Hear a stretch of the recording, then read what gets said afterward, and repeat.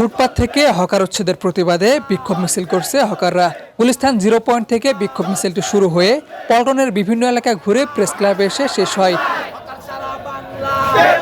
রাজধানীর বিভিন্ন এলাকা থেকে আগত হকাররা আজকের এই বিক্ষোভ মিছিলে অংশ নেয়।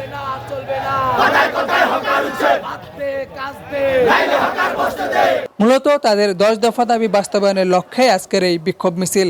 এখানে অংশ নেওয়া হকারদের সঙ্গে কথা বলে যেমনটা জানা যায়, পুনর্বাসন ছাড়া হকার উচ্ছেদ করার কারণে তাদের জীবিকা প্রায় বন্ধ হয়ে গেছে।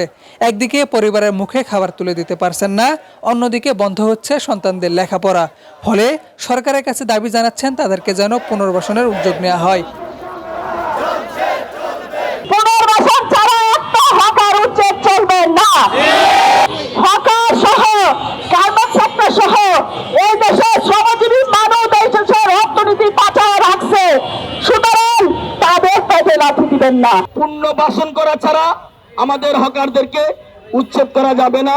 গরিব হকারের মালামাল গুলো নষ্ট করতেছে, মনে হচ্ছে না জানি কত বড় একটা উৎসব, না জানি এটা কোন খেলা। এই যে মানুষের চোখের পানি আপনারা ঝরাইতেছেন, এটা আল্লাহ সহ্য করবে না। আজকে আমরা এখান থেকে ডিএমপি কমিশনারকে স্মারকলিপি দেব।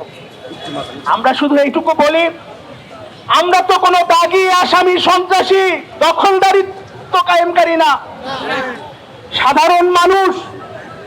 কথা ছিল মানুষের রুটি রুজির ব্যবস্থা করবে রাষ্ট্র সরকার। আমরা হইলাম সেই অভাগা মানুষ যার রুটি রুজির ব্যবস্থা এই রাষ্ট্র করে নাই। আমরা নিজেদের রুটি রুজির ব্যবস্থা নিজেরা করছি। আপনারা বিকল্প ব্যবস্থা করেন, পুনর্বাসনের ব্যবস্থা করেন, হকার বলে কোনো কিছু থাকবে না। রাস্তাঘাটে মানুষের হাঁটা চলার কষ্ট, তার চাইতে অনেক বড় কষ্ট হচ্ছে মানুষের পেটে ক্ষুধার কষ্ট। এই ক্ষুধার কষ্টকে কেউ অবজ্ঞা করে কোনোদিন কোনো কিছু করতে পারবেন না। ক্ষুধার জ্বালা নিবারণ করতে হবে, কর্মসংস্থানের ব্যবস্থা করেন, পুনর্বাসনের ব্যবস্থা করেন। হকার বলে ফুটপাতে কোনো কিছু থাকবে না।